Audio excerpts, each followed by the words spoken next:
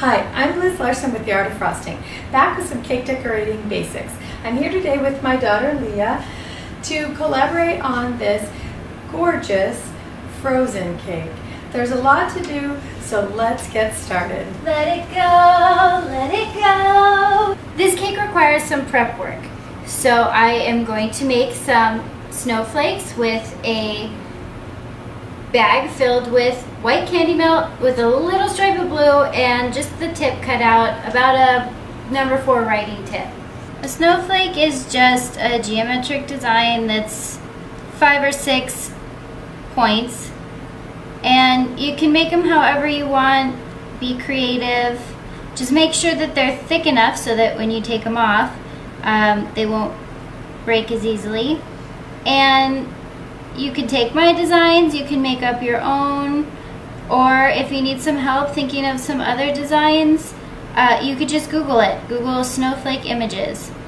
And some of them are going to turn out great and some of them are going to turn out not so great. So that's why you make a bunch of them. And also, you make a bunch so that if you break a couple, it's not a big deal. You already have plenty left over and you don't have to start all over again and make more.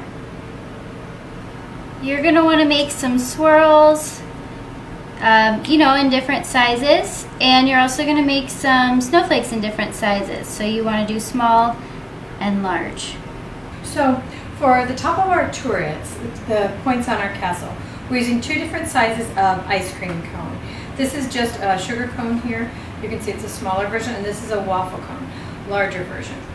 And we're dipping them in our candy melt. And I've got a big vat of blue here. So if you move in a little closer, you can see that. I'm showing dipping the larger ones because they're actually a little bit more challenging. So you see I've got a spoon here where I can actually turn it in the vat of candy melt.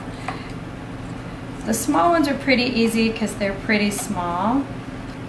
These needed a little support, so I've got an upside down cupcake paper there holding them. I want to let that dry for a few minutes, and then you want to let some white drizzle down the side. See, I'm just kind of letting it ooze down.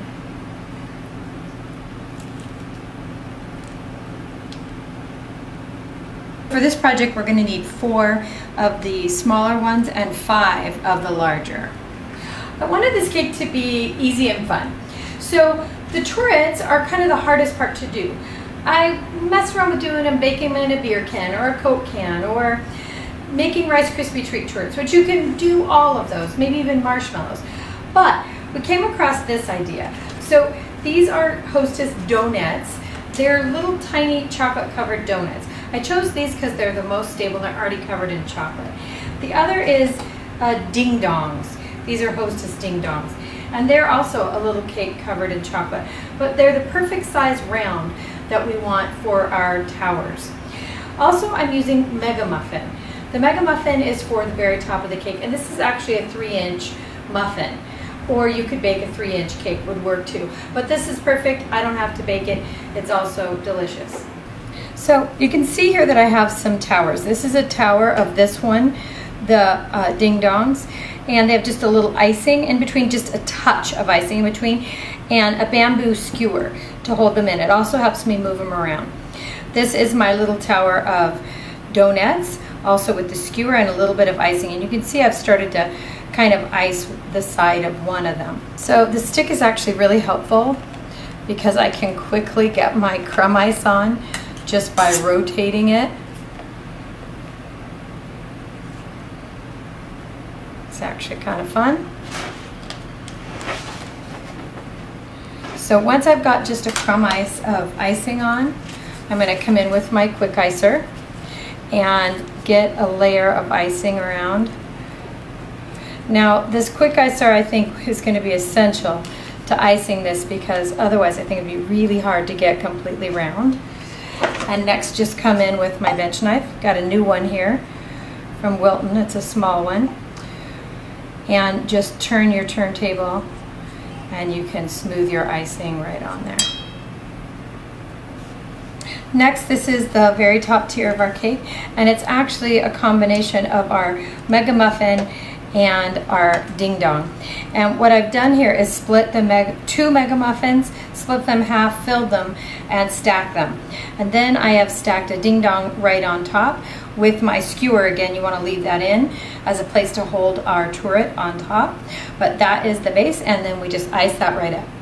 So this is the base of our cake. It is a 10-inch round that's already iced. It's 2 layers that are split and filled. You guys have seen me do that 100 times. And if you haven't, watch my how to build a wedding cake, how to build and stack a wedding cake video. I'll attach it at the end. So it's got a chrome ice on it. Also, I have put it on a half-sheet silver board because I think it'll be great for the whole winter theme, the whole frozen theme, and it also fits our turrets better. Our round plate didn't. So we're going to start with that. Leah's actually going to show us now how to do an ombre effect. We want the cake to go from blue to white. What I'm going to do first is I'm going to use my quick icer, and I just have white in it first, and then I'm going to do 2 stripes of white. So I'm going to start in the middle because the blue is going to be on the bottom. So 1,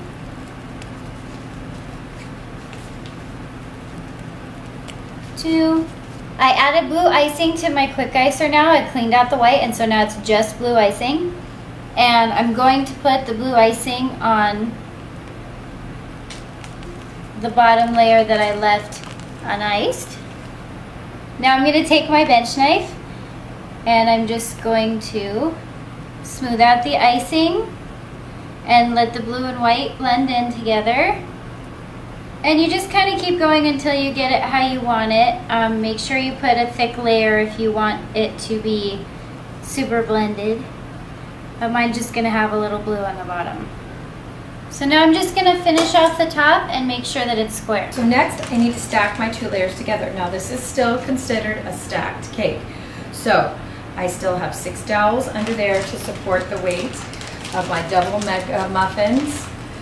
And I need the coconut to block in between my board and my cake so that it's easy to separate.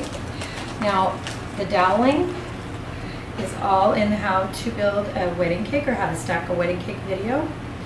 So you want to watch that if you don't know how, but don't skimp on the doweling because you don't want your cakes to fall over. So I've got my tower that we did earlier on a 6-inch board, even though this is a 3-inch cake, and we'll cover it with some borders. Now this is the tricky part. I've got my skewer here. I need to push it down through so the 2 are together. I did most of the work of pushing the skewer through the board before I got it up here. So I just have to twist a little and push it down in. This holds this cake and the bottom cake together. I need to add my borders on, and I'm going to add just a straight shell that has a little white and a little blue striped in the back. You guys know about striping. And then I wanted to make a second border here and also just a straight shell to cover my board. And then down here at the base, I'm going to use my ice shard trick again.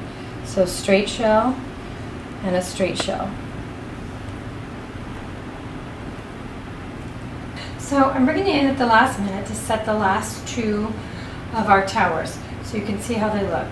Just want to get it lined up here, and you want to have it close to the board but not on it. You can see I've got my skewers sticking out both ends for support, and just try to make it as straight up and down as you can. Next, I want to set my small ice cream cone tower on top. And I've got a number 18 bag here that I'm just going to put a tiny straight shell border around the edge just to finish it off. And I'm going to bring down here another small straight shell border. I've got my bag mixed half white, half blue. I'm putting my last tower on. You can see that I did it after these, so I'm not in the way. And these are real stable, so you just get it set on there. So I'm going to put a large marshmallow that I've cut in half and I want to just put it right over my skewer. So I have a little spot to hold my top of my turret. Now this is actually the back. So I'm going to show you what this looks like from the back. And you see it has kind of an apron here. So to fill that in, we want to use the same straight shell, just tighter, more like a braid, up the back to fill in the spot where that apron part is. And we'll just continue all the way around. We're going to use the same border at the bottom, just to fill in the gap here, and also just to create a little interest at the base. So it's time to put our last turret on. Really should have thought this through and put this one on first, but I'm going to go ahead and do a rosette around the base, and I'm really going to have to work some magic to get in there. So we're just going to add a lacy door on here. So this is just my outline. So I'm just going to do the middle of the door here, straight down. Then I'm just going to do lace inside the door. Just a little easy squiggly design inside because I don't want it to take away from the snowflakes. So now I have my snowflakes, and I am going to just start putting them all over the cake. Just wherever I think it's pretty. Snowflakes and swirls. And you just put them wherever. Just make it beautiful, make it interesting. And you know, like I said before, you made a ton of them so that if you break one, you can just keep going. You don't have to stop and make new ones. And some of these snowflakes I put little sprinkles on just to make it more interesting. So we finished putting on all of our little details, and of course we used as many as possible. A couple things that our candy melt snowflakes and swirls do is they also hide a few of the imperfections in our cake. The cake actually had some difficulty to it with the cones and the candy melt. We really had to wrangle some of those things. So it wasn't as perfect as we would have wanted, but we put on our beautiful snowflakes and swirls. It really made this cake come to life. I'm really happy with the way it turned out in the end.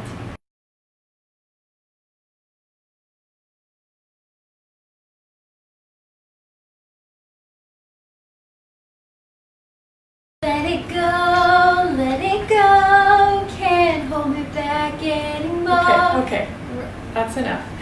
So this cake was a lot of fun to do. I hope you enjoyed learning how to do it, and I hope you enjoyed our new format where we're just showing small parts of what we're doing. Hopefully you'll learn every step, but it's not such a long video. So if you have any comments, have any questions on this one, please send them in. I always answer. You can find me at www.theartoffrosting.blogspot.com. You can find Leah at Leah's Crazy Cake Lab, where she has all kinds of fun things. And also you can find us both on Facebook at The Art of Frosting, where we share our work and yours. Don't forget to subscribe, it's free, and please share this video if you liked it. We'll see you all again really soon. And don't forget to let it go.